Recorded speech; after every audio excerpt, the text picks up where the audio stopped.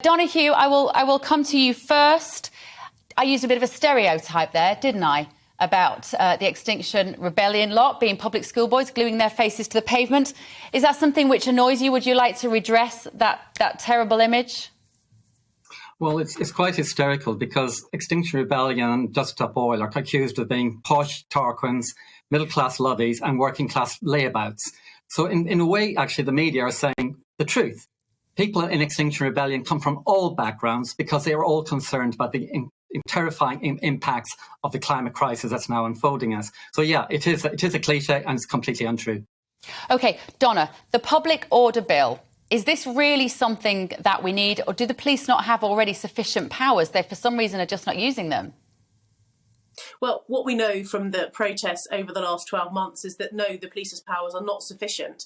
And I absolutely agree with you, Bev, that people have a right to protest, but so do the millions of people that live in this country that have been disrupted by these protests, have a right to go about their business unvetted. And where we have people wanting to protest about oil, for example, and about, the carbon footprint of people in this country, so stop oil, insulate Britain, if they had been stood on the side of motorways protesting, I think people would have had a lot more sympathy with them. But when they glued themselves to motorways, one of the busiest motorways in Europe, the M25, and they stopped people from getting to hospital, they stopped kids from getting to school, people going to work, and people being able to, for example, go on holiday, they lost people's sympathy. And, having the protests we've had at key national infrastructures, I think only the protesters have got themselves to blame for why we've got this new public order bill being brought forward by the government.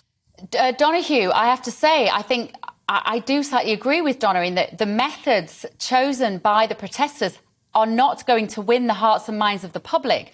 No matter how much we agree with you that our planet is in trouble, your means of going about it is going to be counterproductive.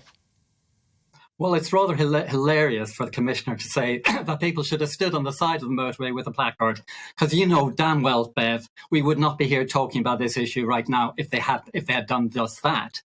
Historically, Britain has had a tradition of disruptive protest. It has always been illegal, but actually what we're now moving to is actually a punitive code of law to actually penalise people, to suppress such tradition completely. When you're talking about 10 years in jail and millions of pounds fine for simply gluing yourself disruptively, that is a Putinesque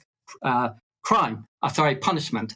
And what we should be doing is listening to the protesters and acting on it rather than introducing piece of legislation after legislation after legislation to suppress the protest. There's an extraordinary thing happened today, Beth. It hasn't featured on the news very much. India has banned food exports because of the climate crisis in India. We are also facing dreadful crop production in China, America and Argentina. The climate crisis is real. It's affecting millions of people already, will affect billions. And what the government should do is act on the crisis rather than shooting the messenger, which is these protesters.